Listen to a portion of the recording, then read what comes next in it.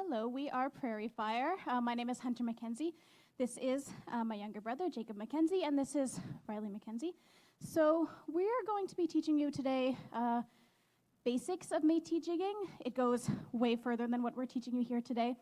But just to begin, we're going to start with what's called the Red River Jig. So if you haven't heard of that, it is a dance, and it comes from a guy who was sitting by the Red River, and he had his fiddle, and he was just playing some tunes to the wind, and then the wind carried to him some tunes, and he had never heard this sound before, and he tuned his fiddle so that it sounded the same. Later, he figured out it was the sound of bagpipes, so you might hear sort of bagpipe-ish sounds in this song, but it became what is basically the Métis national anthem, and it has a basic jig, which I'm going to get Riley to show you. So this is not necessarily the beginner Métis jig, which JJ is going to show you. What Riley just did is a bit trickier. So this is what we'll be teaching you today. We'll cover a little bit of the more complicated basic jig, but we'll begin with that, and that's something you should be able to learn within the time of this workshop. So we're going to start just by playing the song for the Red River Jig. So there's a basic part and a change where we get to show off. I will describe the changes later, but for now it's easier to just see what happens with the Red River Jig. So Riley's going to start with that one.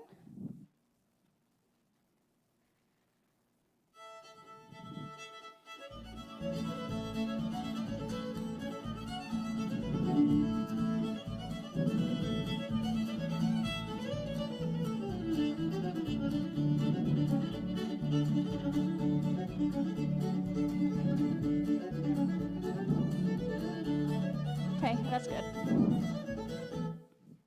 So what you just saw there and actually heard is what I'm going to be focusing on for now. What you heard was the music started sort of differently and then it changed, which is why we call it a change. So Riley started with the basic jig, the first one she showed you, and then she did a change. So which one did you do? Let's see. So this is what we call a change, which is just a change in our footwork. There are over 100 different changes, and there aren't necessarily, they don't necessarily need to be defined. You can do whatever you want. Basically, it's just a chance for you to show off when that music is different. We're going to do another round of that. JJ's going to do it with the super basic jig and with a different change.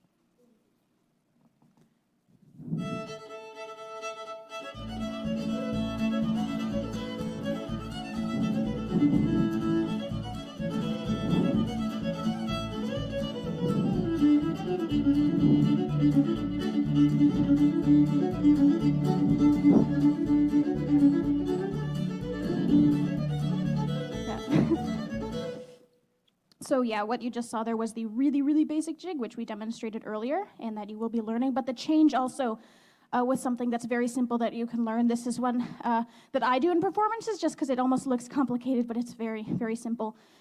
Before we do that, we're going to start with the super basic change that I've been talking about. So both of you guys can come up for this one. So we're going to start with steps. So 1, 2, 3, and 1, 2, 3. And let's keep going with that. So 1, 2, 3, and 1, 2, 3. So practice that a few times. You guys can keep going with that.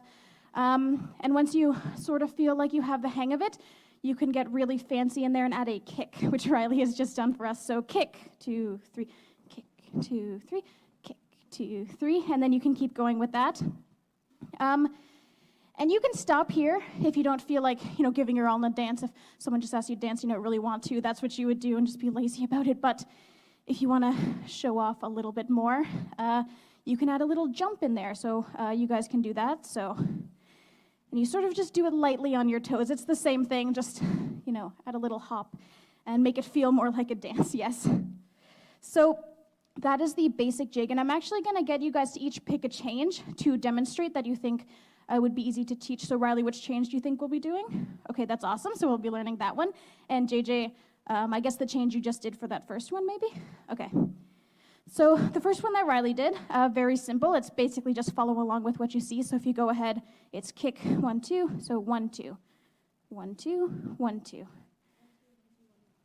Oh, sorry, we're making this one a little fancier. So this one is 1, 2, 1, 2, 1, 1, and then you can just keep doing that. And when you speed it up, we don't expect you to do this today, but when you speed it up, it looks a little fancier, and you add a little bit of a hop and go lighter on your feet.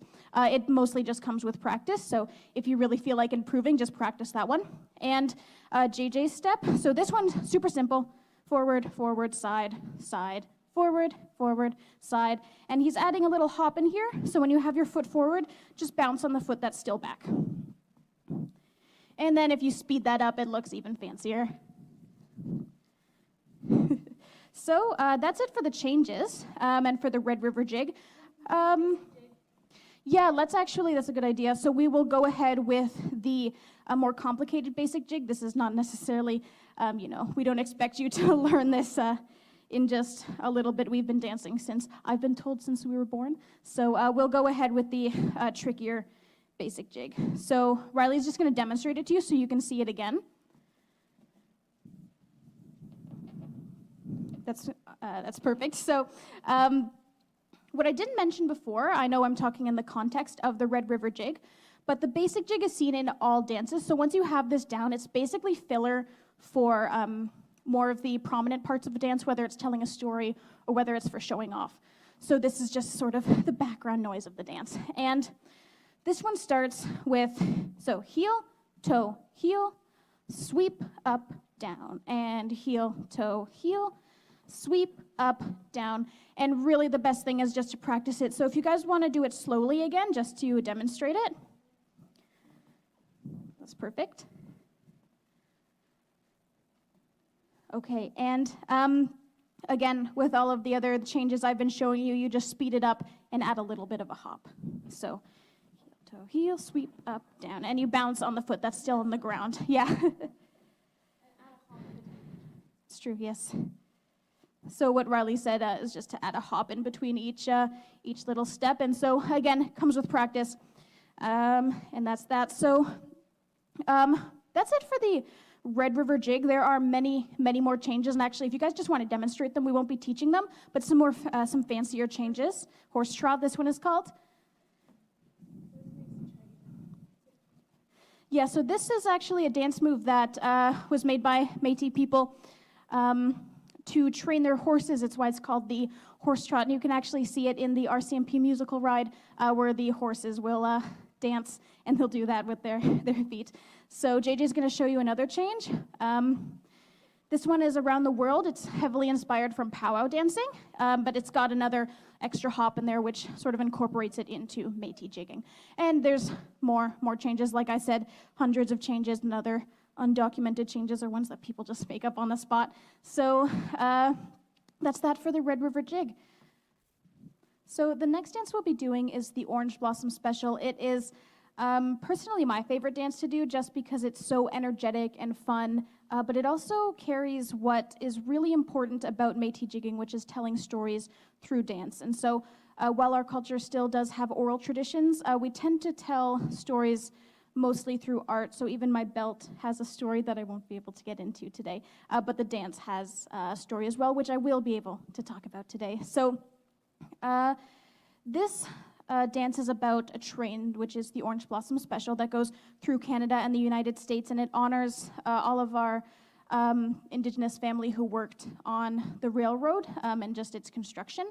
And the dance will have different parts of a train. We're going to go ahead and show you the structure of the story. I'll break it down afterwards, but just to begin, there's going to be one round, and this one round that we show you is repeated 3 times, each time getting faster and faster, but we're just doing one for now. So we will go ahead with the Orange Blossom Special.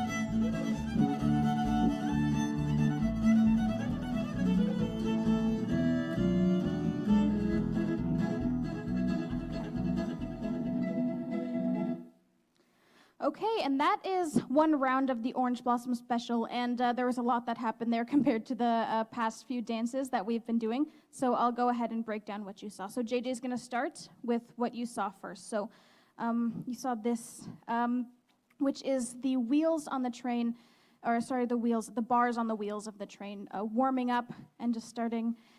And then we moved into the basic jig, which is, again, like I said, mostly filler, but in this case also demonstrates the train speeding up. And then I started doing this really fancy thing where, let's see it again. So we've actually already gone over this one. This is the 2-2, 2-2, 1-1. So do it a little slower just so we can see what that looks like. And then when he speeds it up, it looks much more impressive. Mostly jigging, why it's impressive is the speed, which just comes with practice. So those are the different parts of the train. So there are the brakes as well. So Riley is going to show you this part. So when you saw this in the dance, this is the train putting the brakes on. And also, what I forgot to mention was when it was going 2-2-1-1, the train would move up this way. And then sometimes when you're in a little station and the train is stopping, it goes backwards for some reason, or it feels like it's going backwards. And so that was that moving forwards and backwards part as well. I think, again, it's really important that our stories tell dances, and this one specifically. When you're seeing or watching Metis jigging, it's either going to be telling a story or social for making you participate with other people. And with that, I think we're pretty much good to go with all the dances. Thank you very much. So we're going to be talking about our outfits here. So I'm going to get Riley to step forward first because her belt is what I love to talk about. So our mother actually made these for us, and they're gorgeous. Beadwork is another form of storytelling for Métis people. So while our two belts don't necessarily tell stories, except for mine a little bit, it's got the flower of prairie smoke, which is what our group is named after, Prairie Fire. But Riley's belt doesn't have quite as much symbolism, it just looks nice. So what beadwork is sometimes used for is actually a map. So you might see like the big flower in the middle might be a lake, and all the paths on the side, the vines might be rivers or also just footpaths as well, and then another flower might be a drop-off location. And so our beadwork can actually tell stories just like our dances do, although sometimes a little more practical. And also it just looks lovely, at least to me. And next, we'll talk about the wraparounds that Riley has on and that we all have on. So the wraparounds, you can dance in moccasins, but we like this just because they are what we would wear if we were out in the bush and out in the wilderness and then we just came home and wanted to have a little dance. So these mocks, or wraparounds rather, they protect your shins if you're out gathering berries, and then there's thorns, and so you don't want them scratching up your legs, and so the wraparounds go up so that you are covered. And so sometimes Métis jiggers you'll see have really poofy skirts. That's just more of a European influence in the dance. And also the blouses might be a little fancier, but because we are in the 21st century, we're just a lot more comfortable wearing this, and it's a lot easier for us to breathe in. So next up we have JJ here. So he's got a nice shirt on just to be really fancy. And his sash was gifted to him from Manitoba. So sashes, you can tell where they're from. The blue and the darker colors are from Manitoba. The redder colors are from Alberta, and then sometimes also Ontario and Quebec are the brighter reds, and the darker red is sometimes from Alberta. So that's it for our outfits. Yeah. Okay, so that's it for Prairie Fire today. Thank you so much for just learning about Métis culture. I love sharing it, and I love when people are willing to engage and learn. Again, I just want to emphasize that we only just scratched the surface here today. But you did learn some basics that might get you, to show off a little bit at a dance party. But again, thank you so much. We have been Prairie Fire. Hello, everybody. My name is Samantha Kigutuk Metcalf. I am 16 years old, in grade 10, and I love to throat sing. My dad's family is from Nain, Nunavut, and my mom's family is from Arctic Bay, Nunavut. Can we pisi uvanga Kayla Nanauk de Grand Praire ukiyuha kulitalamatlu. Hello everyone, my name is Kayla Nanauk de Grand Praire. I am 15 years old in grade 10 and I love to throat sing. My dad is French Canadian and my mom is Scottish and Inuit, and together we are Tarniriik. Tarniriik means two souls. Throat singing is traditionally done by two women or girls. Whoever laughs or messes up first loses. We learned throat singing at Ottawa Inuit Children's Center, now known as Inuit, when we were 2 years old. The reason why we throat sing is because back in residential school times, throat singing was banned, and now we're proud to be bringing back our culture. We are Inuit and proud. In throat singing, there's a follower and a leader. I am the leader, and Kaylin is the follower. So that means Kaylin makes a sound that I make a split second after me. The first song that we'll be doing is called The Poor Little Dog. The story behind this song is that a girl had a pack of pups, and everyone told her that the runt of the litter would die through the winter. So she sang this song every night to the pup for strength and encouragement, then it became the leader of the pack.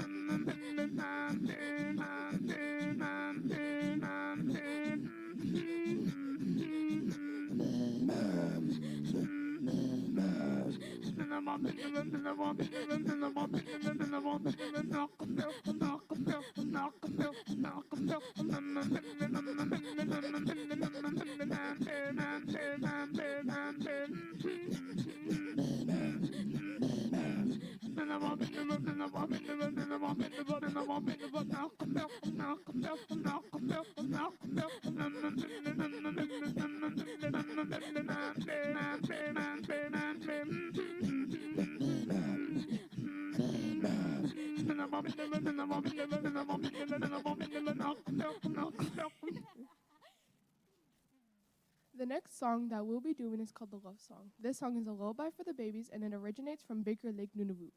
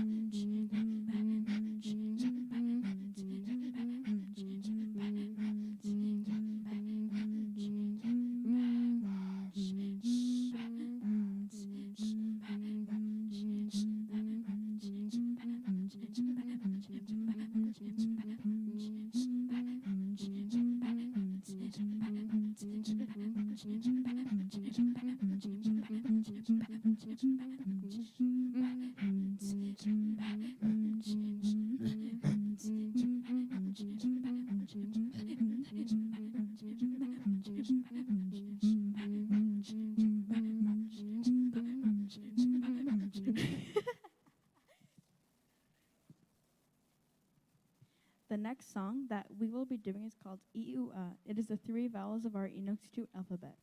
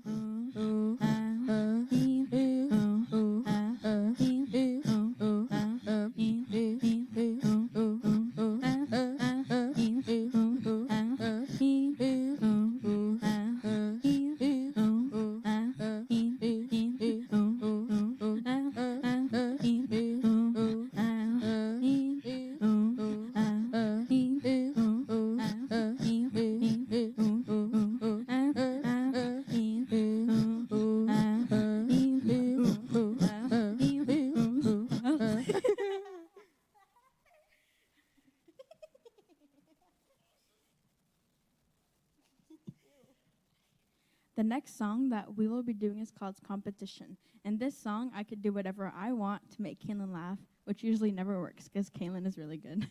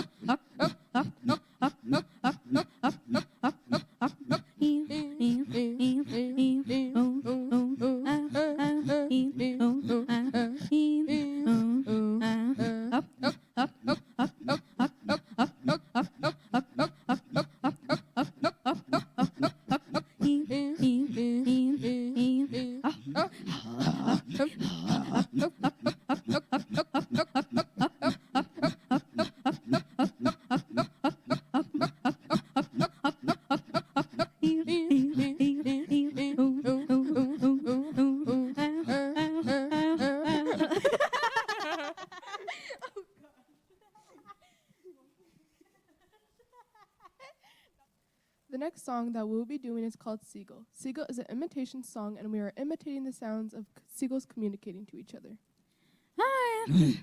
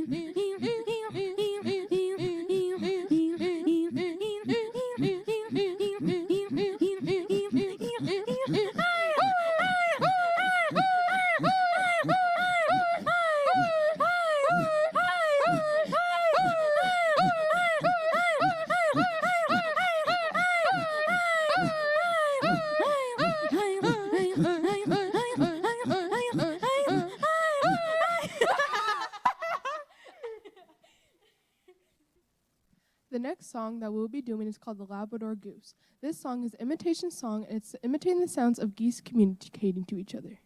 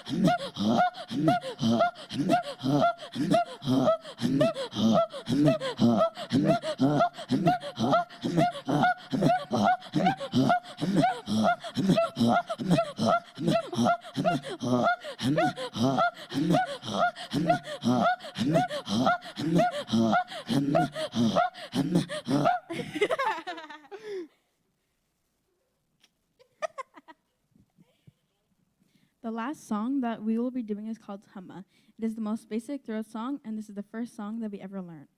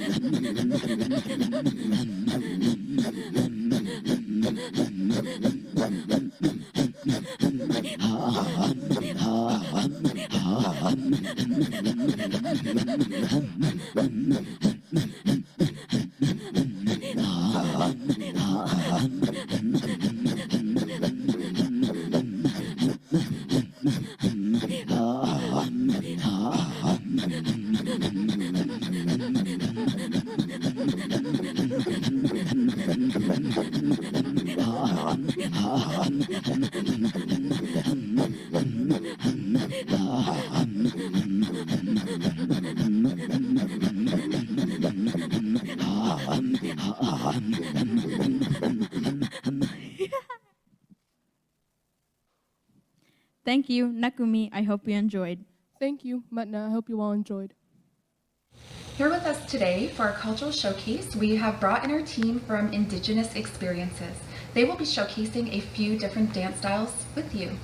Our team at Indigenous Experiences pride themselves in presenting, teaching, and educating the public on the many diverse nations we have here in Canada. Our presentations not only entertain and reflect, but more importantly, respect the diverse cultures within our communities. The songs, dances, and stories are the strength of our people and provide the legacy for our future generations. The dances provide a unique insight into the traditional and contemporary lives of Indigenous people. As our spirits are moved by the drum, we dance to what we call the heartbeat of Mother Earth. These dances are typically done at powwows, which are a celebration of music and dance. The outfits that are worn by the dancers are representative of the styles that they are dancing, and we refer to them as regalia. These regalias are reflective of the individual dancer and are made of many sacred items. The first dance we will share with you today is the women's traditional. One of our oldest forms of dance, the women would oftentimes surround the men in protection. Always keeping close to Mother Earth, they give thanks for all that came before them and all that is yet to come.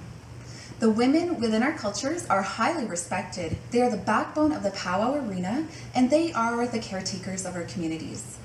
They are our mothers, grandmothers, aunties, sisters, and our water carriers. Lucy Cassandra Barnaby at Leawi Nespegawagi, Nisnawigi Onwa. Hi, my name is Cassandra Barnaby, and I originate from the people of the last land, but currently residing on unceded Algonquin territory in Ottawa.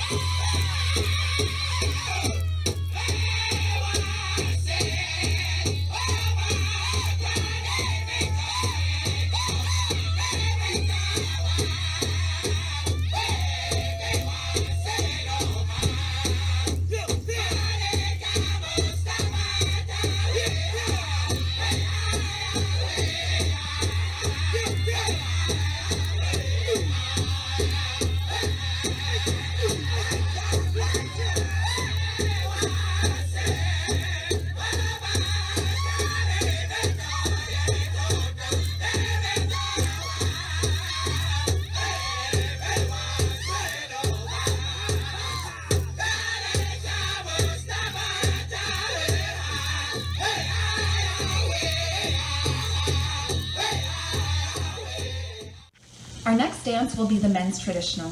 This dance, one of the oldest, is a storytelling dance. As language was at oftentimes a barrier, the men would express themselves through song and dance.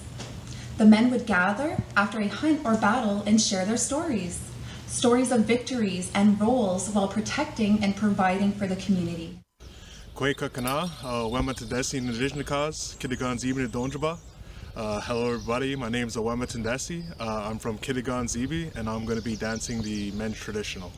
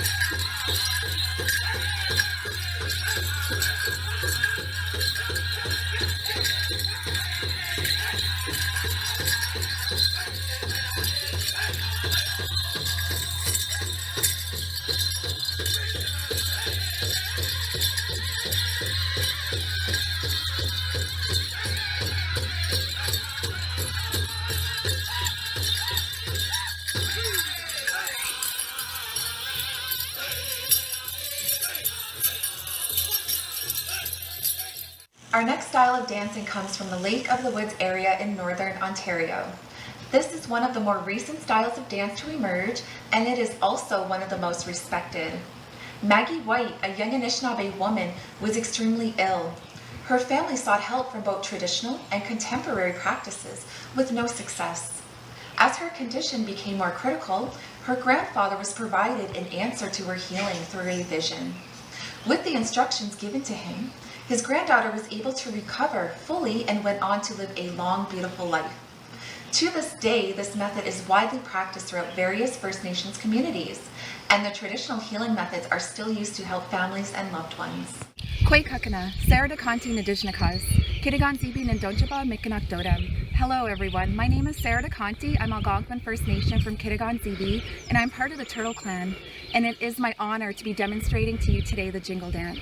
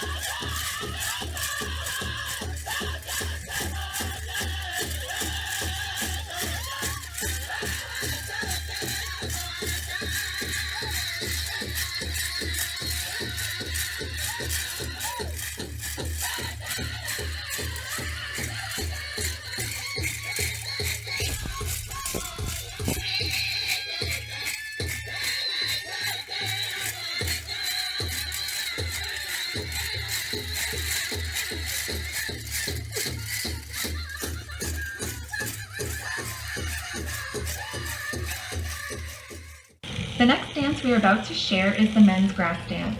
This dance originates from the Plains Nations. Before the people of the prairies would set up their communities, the men would stomp down the tall prairie grasses to ensure the grounds and area are safe for the people, as well as to not build on the home of another. These men were also the firefighters within the community, always staying nearby when a fire was lit to ensure safety by stomping out the fire if necessary. As you will see on their regalias, they have long flowing ribbons and yarn to represent the prairie grass. The grass dance is still used today to bless the grounds and open up our powwow arena. I'll be dancing the men's grass dance for you guys today, and this is my regalia.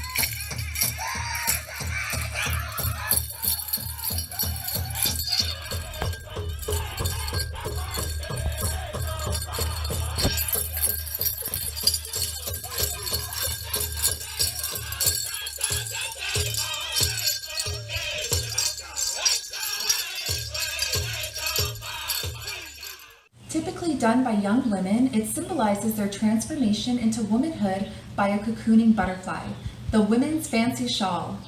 This style of dancing comes from the Oklahoma Territory. This is one of the most recent styles of dance to emerge, and it came from the people during the time of Buffalo Bill's Wild West shows, when all the indigenous practices were outlawed and only done for show. Many of the men's style of dance were fast and upbeat, whereas the women's styles were often stationary or slow. A young woman decided she wanted to dance like the men. She entered the competition and won, taking the championship several times that year. Suddenly, people wanted to know who this new dancer was. When they realized it was a woman, they decided that they needed their own fancy dance.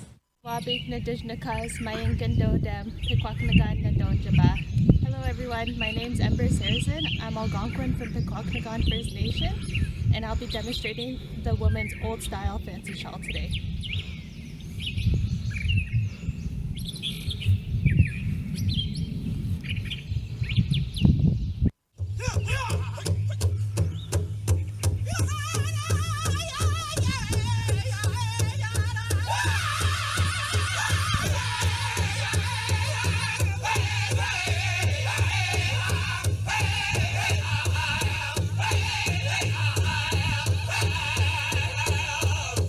Hey!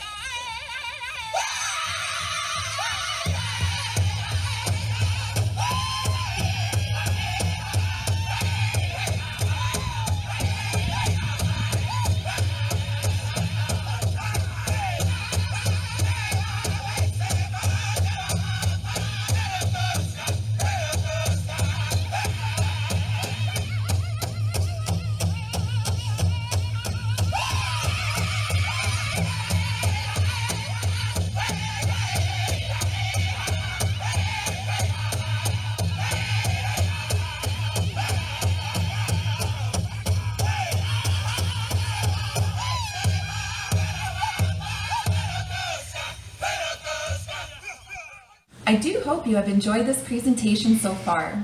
We would like to acknowledge Northern Cree, the amazing drum group whose songs we danced through today, and we thank them for their many songs that move us all. I would also like to take a quick moment to thank all of our dancers who have come out to share their gift with us. And a big miigwech to you all for joining us. We do hope we get to see each other on site for our summer solstice activities next year. However, I'm not going to leave you just like that. I do have one more dance that I'm going to do for you, the hoop dance. From the 1700s to the 1900s, it was illegal to perform traditional ceremonies, dances, and songs, as the government felt that they interfered with the modernization of Indigenous people. Some songs and dances were lost forever, but because of the bravery of our ancestors, we were able to bring these dances to you today.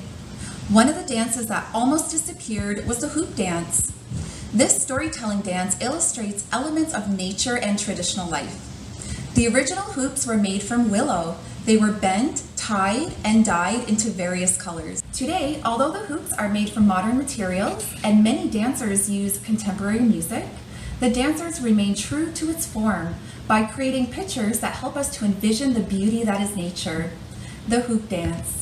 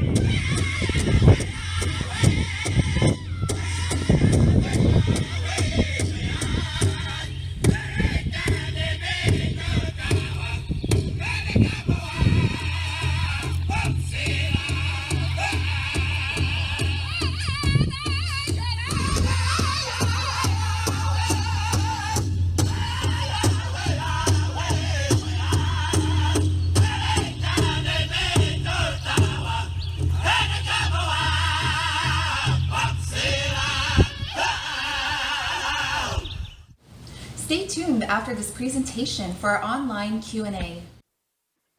Hi everybody, Kwekakina, Wababiktagon Adishnakas, Pekwakanagan Ingdonjaba, Mayangan Dodam. Good afternoon everybody, my name is Stephanie. I'm Algonquin from Pekwakanagan and I'm here with my team members from Indigenous Experiences. We have Maggie Downer and we also have Randy Kakagamic. So I'd like to thank the wonderful amount of questions we have coming in off this chat.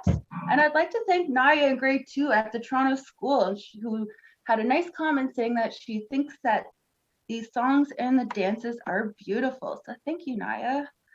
We work really hard practicing our skills and our talents and sharing our culture, and we dance from the heart for you guys. So the next question that I have is the music and the people in the background more throat singers, or is it a recording of people singing? So this is referring to the background music of our dance presentation video. I'm going to let Maggie answer that question. Thank you so much. And it's a really interesting question too. So from the powwow dancers that everyone saw, They are all powwow dancers. There's a certain kind of music that we do use as powwow dancers. Inuit throat singers compared to powwow dancers are two completely different genres, I'd say. Inuit throat dancers are far up north in Inuit and all like the very tip top of northern provinces. And so when we talk about our dances, you can tell there's a really big difference, but each of them are always so beautiful and so unique in their own ways, especially when it comes to listening to the different music for each dance style.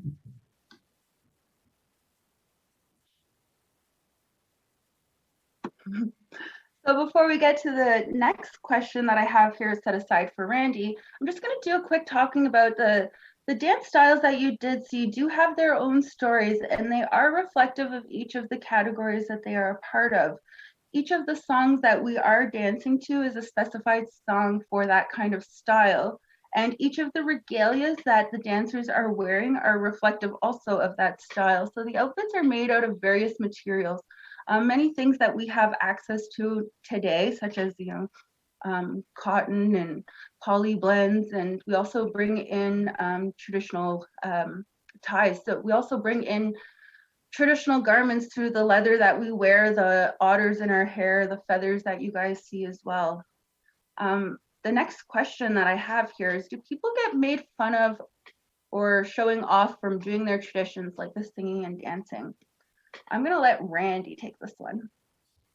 Hello, people out there. I would just like to comment. We were discussing it just before we got on. If people make fun of us, recently I've not experienced it firsthand. I really don't remember it as a child either, growing up, because I've done this since I was 8 years old. And I think if anybody were to make fun of what we do in terms of the singing and dancing, it would just reflect on themselves. And and it's unfortunate that people are going to be people, and if you're not knowledgeable enough, you will tend to make comments and stuff. But generally speaking, I've really never seen it done in front of me, which has been a good thing. We try to educate others, who are asking questions, and so most of the time, yeah, we me and my friends as a drum group, we've not experienced it anyway. So I think we're fortunate that way. I would agree to that, Randy. Thank you for that. Yeah. So the next question that we have from Karen Wackling: where can we find this music? You can actually find a lot of this stuff on YouTube. One of our favorite drum groups is Northern Cree, and that's what we use for all of our music today. They're also host drum for our social distance powwow that we have coming up this week, actually. The next question: do they ever get hot from dancing outside? Maggie, would you like to take this one? Yeah, so sometimes it does get quite warm, but we're out there, we're dancing and we're exercising, and it's a great medicine too. So sometimes being a little bit warm is a good reminder of why we are dancing and all of the spiritual and responsibilities that come with it. Because when you are dancing, you're dancing for those who can't dance, you're dancing for those who need healing, you're dancing for those who are going through a rough time, and you want to offer them something to kind of get them on the right path. But yes, sometimes it does get quite warm, but throughout recent years, there's definitely been an evolution within our regalias, where we use lighter weight fabric so that it's nice and breezy, so you don't get really warm.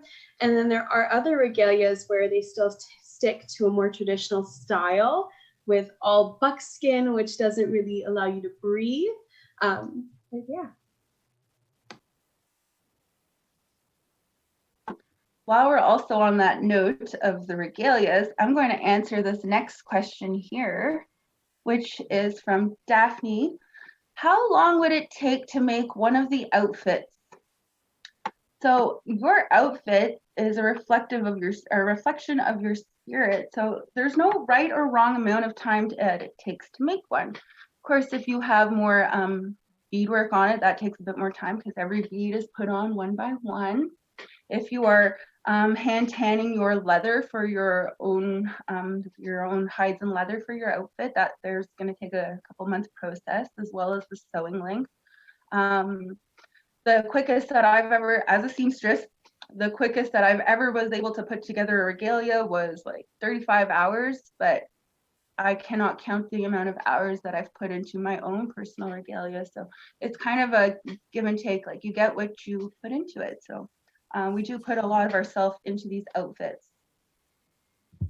The next question that I saw that was related to our outfits is, what bird do you use for the feathers on the clothes? Randy, would you like to talk about the feathers and the birds? Sure. Some of the feathers that I have, actually most of them are eagle feathers. These are really cherished items that were given to me from friends and family. A lot of the times why we give these out is usually because there's, a change in the person, and they see what good this person has been trying to do or trying to pursue in their life. For myself, that's exactly what happened, and why I got a chance to receive these gifts from friends and family. Other people do use other feathers from other birds. It's usually a choice. Sometimes it's what's available to a person, because most people that live in the city, don't have a chance to go out and be on the land and find these gifts that are given to them from the animals themselves. So a lot of the choices that we make sometimes are basically whatever's at hand and whatever's available to you. People use hawk feathers, people use geese. I even actually have a woodpecker that I've actually it's been frozen, and I still have yet to take it apart. So it doesn't really matter. It's just what feels good to yourself, and that's what it's all about. The feeling you get from dancing in your regalia, and the work you put into it, for sure. Yeah.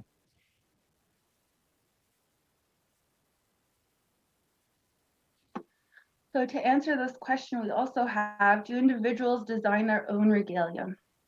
For the most part, we do. We like to put as much of ourselves into our outfits, much of our own personal items, things that we've found or collected over the years, things that have a meaning to us. They're definitely reflective in our regalias.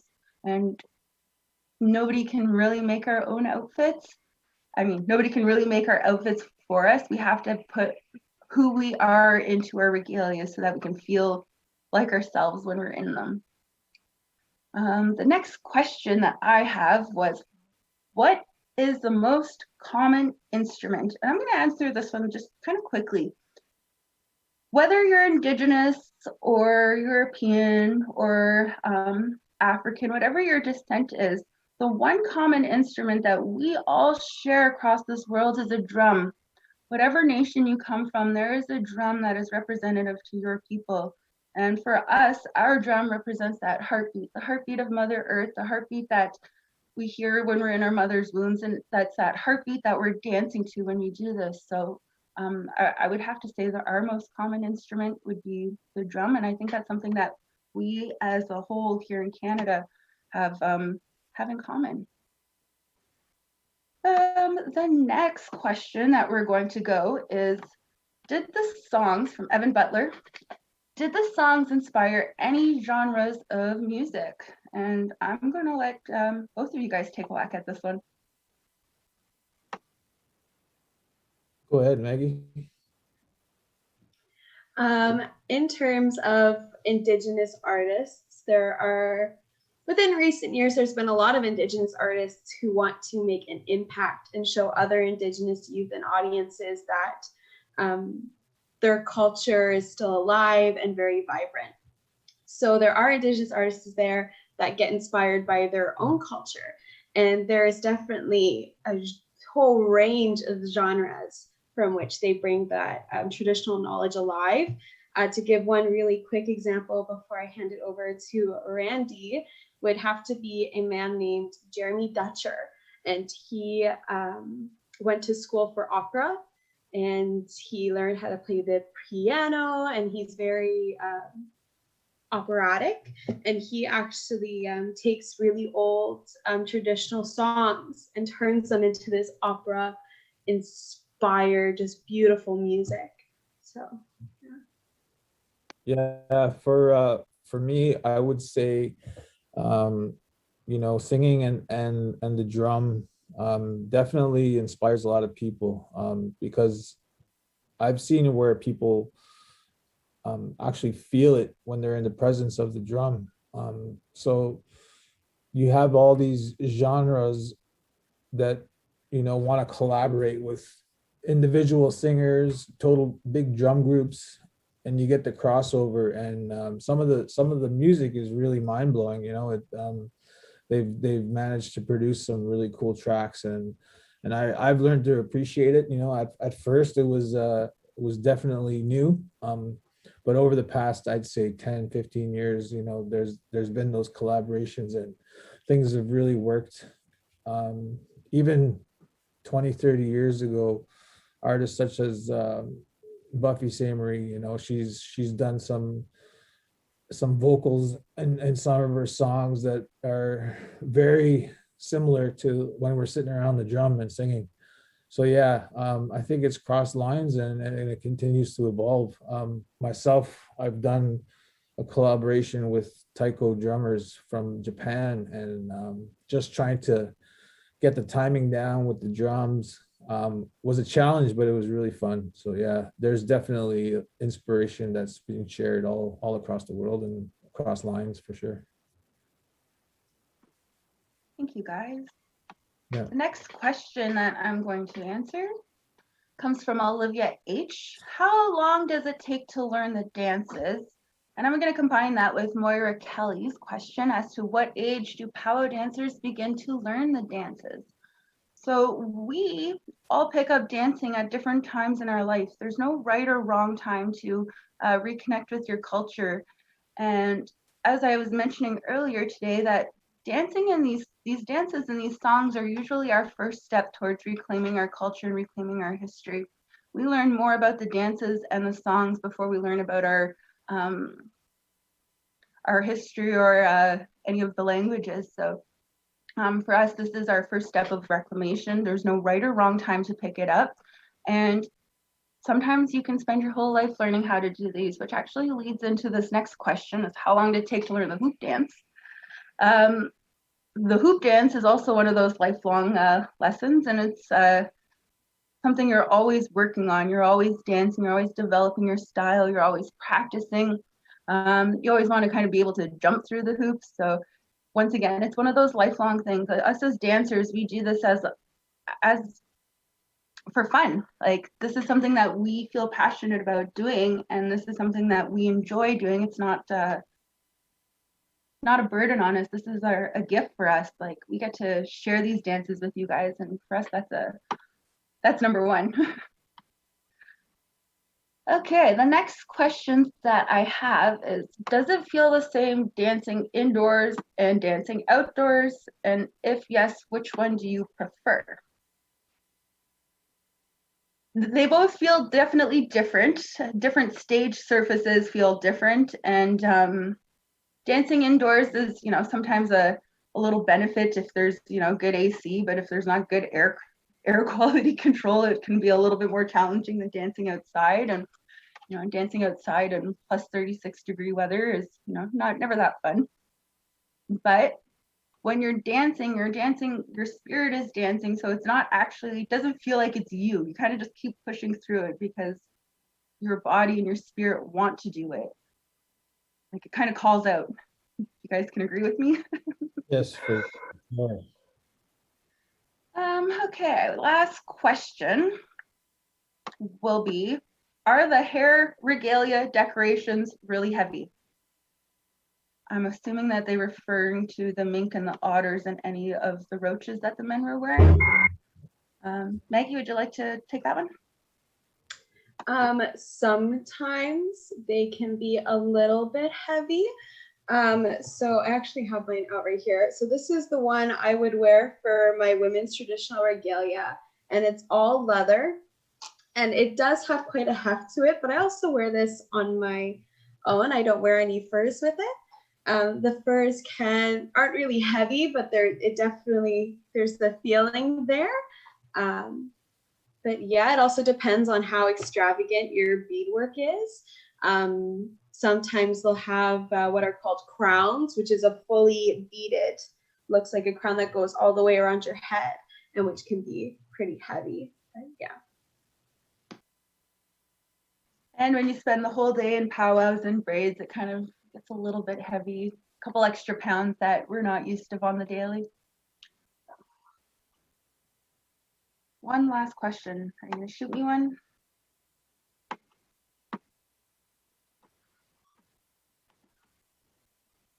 How did the singing and the songs get their names if they don't have words?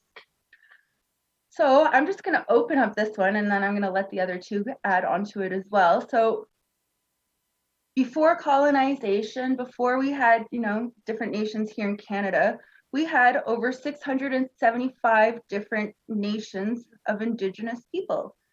With 675 nations of Indigenous people, that's 675 different languages, different language families, different origin stories, different dances per community.